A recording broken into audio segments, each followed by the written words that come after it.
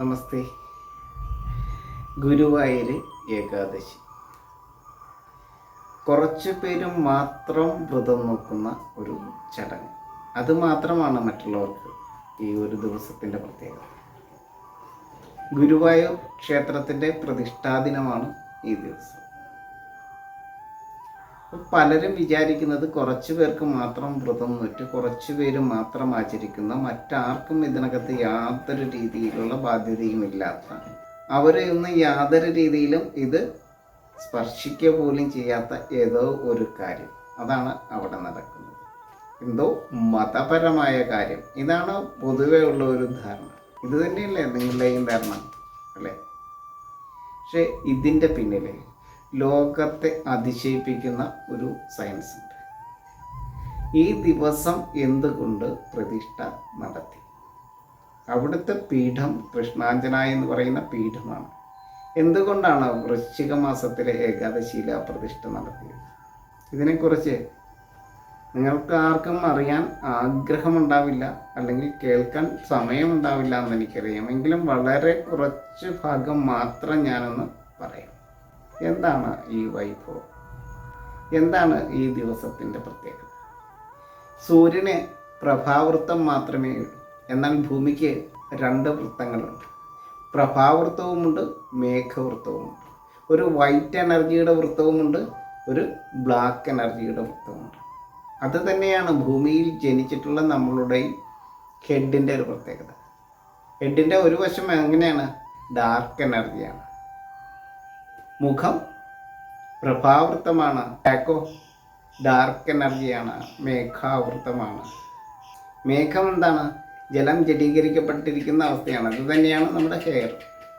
നമ്മുടെ ഹെഡിൽ തന്നെ 2 ധ്രുവാവൃത്തങ്ങളുണ്ട്, ഭൂമിയെ പോലെ തന്നെ. ഒന്ന് പ്രഭാവൃത്തവും ഒന്ന് മേഘാവൃത്തവും. ഭൂമിയിൽ ഒരു സൈഡിൽ ലൈറ്റ് ആകുമ്പോൾ മറു സൈഡിൽ നൈറ്റാണ്. ഇതുപോലെ തന്നെ ഒരു പ്രതിഭാസം ഇവിടെ നടക്കുന്നുണ്ട്. 41 ദിവസം കൂടുന്ന 9 മണ്ഡലങ്ങൾ ചേർന്ന 365 ദിവസം ഇതുപോലത്തെ ഒരു പ്രതിഭാസം ഇവിടെ നടക്കുന്നുണ്ട്.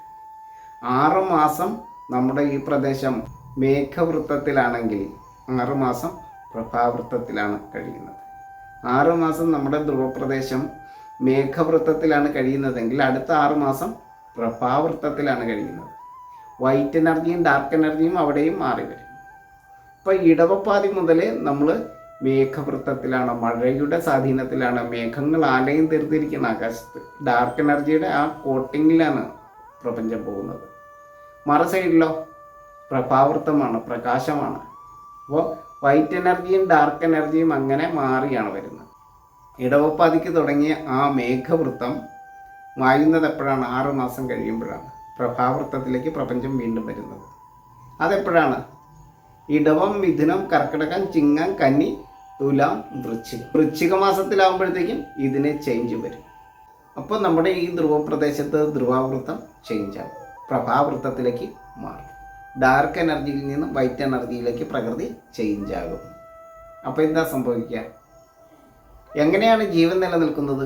അഗ്നിയും ആകാശവും ചേർന്ന് സന്തുലിതമായിട്ട് നിൽക്കുമ്പോഴാണ്, സമാസമം ചേരുമ്പോഴാണ് ജീവൻ നിലനിൽക്കുന്നത്.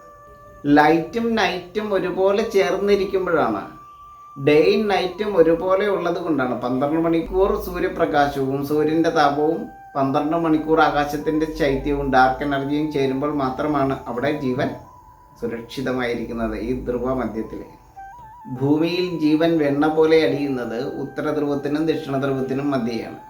കാരണം എന്താണ്? അഗ്നിയുടെയും ആകാശത്തിൻ്റെയും സന്തുലിതമായ രഞ്ജിത രജോഗുണം. 6 മാസത്തെ പ്രതിഭാസത്തിന് ശേഷം ഈ പ്രപഞ്ചം വൈറ്റ് എനർജിയിലേക്ക് ചേഞ്ച് ആകുമ്പോൾ അവിടെ സംഭവിക്കുന്നത് എന്താണെന്നറിയോ?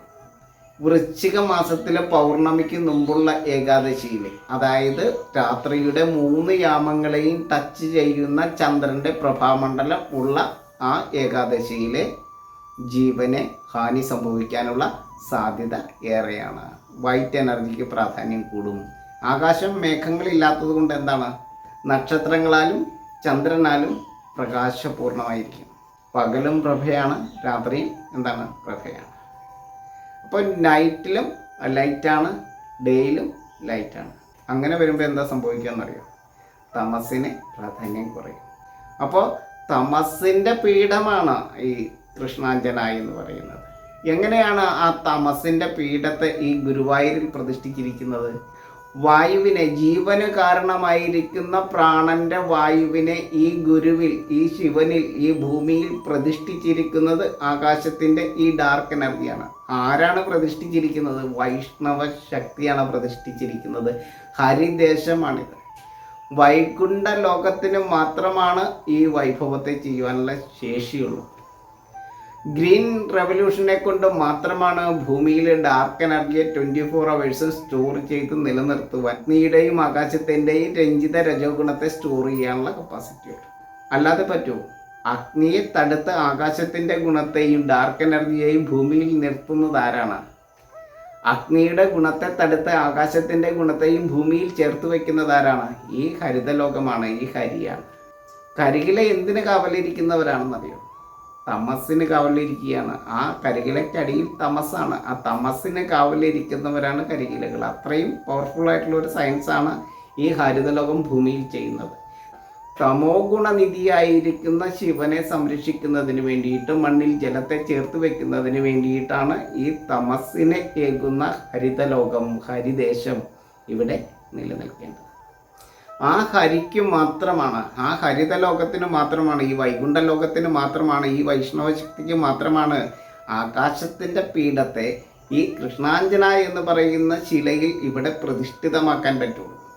ആകാശത്തിൻ്റെ ഗുണത്തെ മാതൃഭാവത്തിലേക്ക്, നിരൃതിയുടെ പീഠമാണിത്. മൃത്യുവിന് ഒരു അവധിയും കൊടുക്കാത്ത, ഒരു കരുണയുമില്ലാത്ത, മാറ്റമില്ലാത്ത ആ പീഠത്തിൽ മാതൃഭാവത്തിലേക്ക് ആകാശത്തെ, ആ ഡാർക്ക് എനർജിയെ ചേർത്ത് വെക്കുന്നത് വൈഷ്ണവ ശക്തിയാലാകുന്നു, വൈഷ്ണവ ആരാധനയാലാകുന്നു, വൃക്ഷലോക പരിപാലനത്താലാകുന്നു, മാധവ സേവയാലാകുന്നു.